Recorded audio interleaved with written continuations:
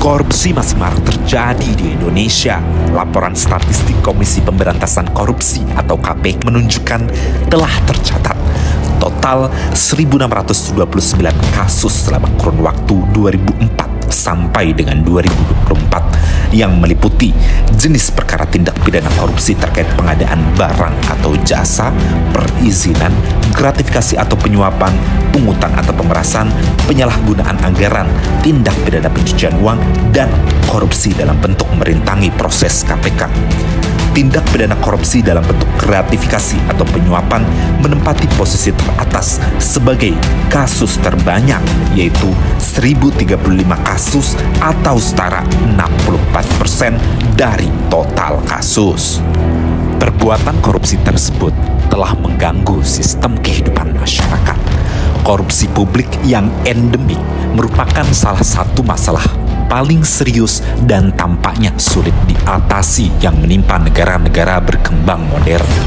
Korupsi dikaitkan dengan pendapatan per kapita yang lebih rendah, tingkat kemiskinan dan kesenjangan yang lebih tinggi, hasil kesehatan yang lebih buruk, lebih sedikit inovasi dan kewirausahaan, risiko krisis ekonomi makro yang lebih besar, tingkat kepercayaan publik yang lebih rendah, dan tingkat ketidakstabilan dan kekerasan politik yang lebih tinggi. Sejauh mana korupsi menjadi akar penyebab dari masalah-masalah ini atau masalah lainnya masih belum jelas dan diperdebatkan dengan sengit. Namun, meskipun demikian, ada konsensus yang meluas bahwa korupsi di negara-negara berkembang bersifat meluas dan berbahaya. Korupsi juga dapat menjadi motif perbuatan pidana lainnya, seperti pencucian uang. Korupsi merupakan salah satu jenis kejahatan asal yang terkait dengan pencucian uang. Terdapat hubungan timbal balik antara korupsi dan kegiatan pencucian uang. Sebuah publikasi oleh Pusat Pelaporan dan Analisis Transaksi Keuangan (PPATK) telah melaporkan hasil analisis berdasarkan dugaan tindak pidana asal terkait tindak pidana pencucian uang, di mana korupsi menjadi tindak pidana asal terbanyak. Artinya, modus operandi utama TPPU paling banyak berasal dari tindak pidana asal korupsi. Menurut para pakar, pencucian uang dapat mengganggu stabilitas perekonomian suatu negara karena menimbulkan beberapa dampak negatif, antara lain kurangnya persaingan yang seimbang antara investor lokal dan internasional, kebijakan fiskal dan moneter yang lemah, distorsi sistem keuangan, suku bunga tabungan rendah, tingkat inflasi yang tinggi, karena proses pencucian uang cenderung pada konsumsi dan dengan demikian permintaan terhadap komoditas meningkat. Proses pencucian uang menyebabkan kenaikan harga secara umum yang mengarah pada inflasi permintaan agregat di masyarakat dan dari situ memburuknya daya beli uang. Pengadilan Tinggi DKI Jakarta dalam putusannya telah mengungkap sebuah kasus tindak pidana pencucian uang dengan tindak pidana asal korupsi yang dilakukan oleh Rafael Aluntri Sambodo yang selanjutnya sebagai terdakwa. Dalam dakwaan penuntut umum yang terdiri dari 3 dakwaan, dakwaan ke-1, terdakwa yang sebagai pejabat publik pada Direktorat Jenderal Pajak dalam Kementerian Keuangan Republik Indonesia dalam menjalankan tugas dan wewenangnya sebagai pejabat publik selama kurun waktu 15 Mei 2002 sampai dengan Maret 2013 telah berupaya menyalahgunakan kekuasaannya untuk memperoleh keuntungan pribadi dalam bentuk penerimaan gratifikasi berupa uang seluruhnya 27.869.634 rupiah yang diterima secara bertahap. Perbuatan tersebut telah dilakukan bersama-sama dengan Ernie Meike Torondek sebagai istri dari terdakwa melalui PT Arta Mega Eka Dana atau PT Arme, di mana istri terdakwa sebagai komisaris utama dengan kegiatan usaha berdasarkan akta di bidang jasa selain bidang hukum dan pajak, namun dalam operasionalnya memberikan layanan konsultan pajak. Juga menerima gratifikasi dari PT Cubes Consulting di mana Gangsar Sulaksono yang merupakan adik terdakwa dan istri terdakwa sebagai pemegang saham dan komisaris. Juga menerima gratifikasi dari PT Cahaya Kalbar dan PT Krishna Bali International Cargo. Gratifikasi diterima terdakwa dari para wajib pajak melalui PT Arne, yang mana para wajib pajak tersebut merupakan klien PT Arne. Terdakwa bersama dengan istri terdakwa secara bersama-sama mendapat bagian marketing fee dari beberapa wajib pajak yang direkomendasikan oleh terdakwa.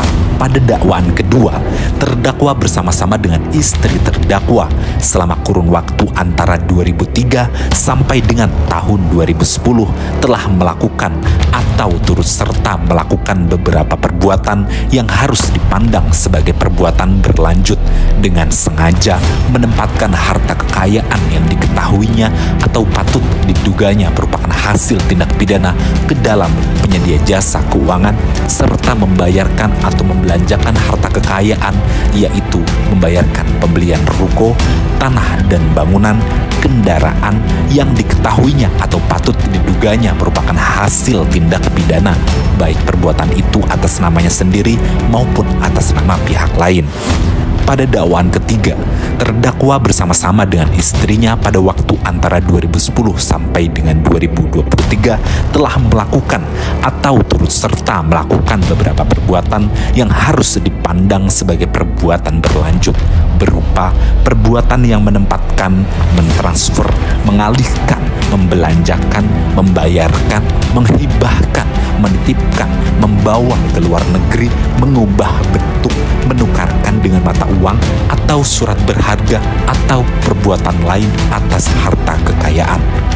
Para ahli telah mengidentifikasi bahwa dalam kaitannya korupsi dengan pencucian uang terdapat aktor individu dan kolektif yang penting dalam mendukung operasi pencucian uang dari kegiatan korupsi. Aktor-aktor individu kunci itulah yang sebagai pemilik manfaat. Pemilik manfaat itu sendiri adalah orang yang pada akhirnya mengendalikan aset dan mendapatkan keuntungan darinya, meskipun kendali ini dilakukan secara tidak langsung atau terselubung. Kemudian, penting untuk meneliti masalah-masalah terkait bagaimana pemidanaan terhadap perbarengan tindak pidana pencucian uang yang berasal dari tindak pidana korupsi berdasarkan putusan Pengadilan Tinggi DKI Jakarta pada kasus Rafael Alun Trisambodo. Juga penting untuk meneliti bagaimana penentuan beneficial owner atau penerima manfaat dalam tindak pidana pencucian uang berdasarkan putusan Pengadilan Tinggi DKI Jakarta pada kasus Rafael Alun Trisambodo. Berdasarkan temuan data penelitian dan hasil pembahasan, dapat disimpulkan bahwa tindak pidana dalam kasus putusan pengadilan terkait perkara Rafael Alun Trisambodo terdiri dari tindak pidana korupsi dan pencucian uang. Namun, antar perbuatan pidana satu dengan lainnya menurut penuntut umum dan dikuatkan oleh Majelis Pengadilan Tingkat Pertama dan Pengadilan Tinggi, perbuatan yang berdiri sendiri-sendiri tersebut saling terkait karena adanya satu keputusan kehendak si pembuat. Terdakwa mengetahui atau patut menduga bahwa harta kekayaannya tersebut merupakan hasil dari tindak pidana korupsi berkaitan dengan penerimaan gratifikasi, sehingga untuk menyembunyikan atau menyamarkan asal-usulnya, maka terdakwa membelanjakan atau menempatkan harta kekayaannya tersebut atas nama pihak-pihak lain. Dengan mempertimbangkan uraian lokus dan tempus delictinya, perbarengan tindak pidana korupsi dan pencucian uang berdasarkan putusan pengadilan terkait perkara merupakan perbuatan berlanjut sehingga diterapkan sistem pemidanaan absorpsi. Korupsi telah menimbulkan permintaan untuk kegiatan pencucian uang, sementara kemungkinan pencucian uang yang diperoleh secara korup memberikan stimulan sisi penawaran untuk praktik korupsi.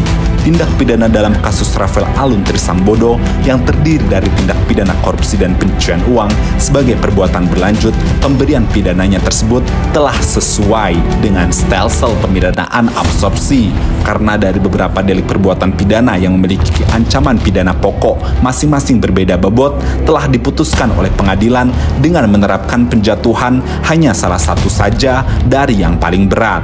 Walaupun demikian, hakim pengadilan tidak tidak mengenakan hukuman maksimum dari dipilihnya salah satu sanksi pidana pokok yang terdapat dalam beberapa aturan hukum pidana yang dilanggar terdakwa, yang paling berat bobotnya. Walaupun tidak memberikan hukuman maksimum, pidana tambahan diterapkan untuk pengembalian kerugian dan juga memiliki prinsip dasar, yaitu untuk mengembalikan aset dari tindak pidana korupsi. Dengan demikian, pemidanaan pada kasus yang diputus Pengadilan Tinggi DKI Jakarta terlihat adanya penerapan falsafah pemidanaan, yaitu didasarkan pada teori gabungan yang mendasarkan pidana atas dasar pembalasan sekaligus mempertahankan tata tertib masyarakat. Penentuan beneficial owner dalam tindak pidana pencucian uang berdasarkan putusan pengadilan terkait perkara Rafael Alun Trisambodo menerapkan prinsip substance over form. Penuntut umum dan majelis hakim dalam mengidentifikasi beneficial owner terhadap pencucian uang berdasarkan putusan Pengadilan Tinggi DKI Jakarta telah mendasarkan pada penerapan substance over form dan menerapkan pendekatan follow the money not only follow the suspect. Berdasarkan ketidaksesuaian profil penghasilan terdakwa selaku pegawai negeri pada Direktorat Jenderal Pajak dengan harta kekayaan yang ditempatkan dan dibelanjakan atau dibayarkannya untuk kepentingan pemeriksaan di sidang pengadilan, terdakwa kemudian diwajibkan membuktikan bahwa harta kekayaannya bukan merupakan hasil tindak pidana sebagai penerapan asas pembuktian terbalik.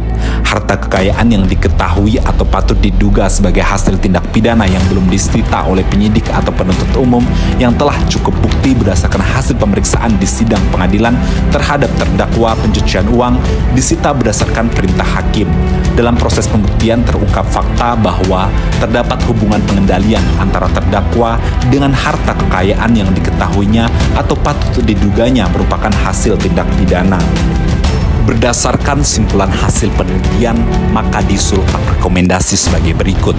Karena tindak pidana korupsi dan tindak pidana pencucian uang dikategorikan sebagai kejahatan luar biasa, namun ketika penerapan pidana terhadap kejahatan luar biasa terdapat disparitas yang sangat jauh antara ketentuan pidana maksimum diperkenankan dengan penerapannya dalam hal ketentuan mengatur pidana penjara paling lama 20 tahun dan denda paling banyak 10 miliar rupiah, namun hanya diterapkan pidana berupa pidana penjara selama 14 tahun dan pidana denda sebesar 500 juta rupiah jika tidak dibayar diganti pidana penjara selama 3 bulan. Penerapan ini dirasa sangat jauh dari keadilan substantif, terlebih terhadap suatu kejahatan luar biasa.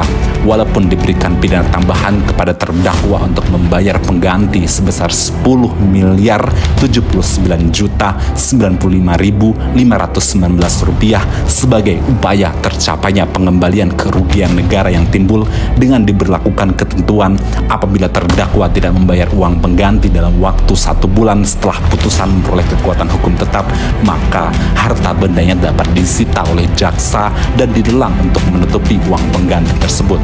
Namun, dalam hal terdakwa tidak mempunyai harta benda yang mencukupi untuk membayar uang pengganti, maka dijatuhi pidana penjara selama 3 tahun, yang dalam hal ini pemberian pidana tambahan untuk membayar uang pengganti yang dapat disubsidiar pidana penjara selama 3 tahun dengan tidak adanya uraian pertimbangan majelis pengadilan.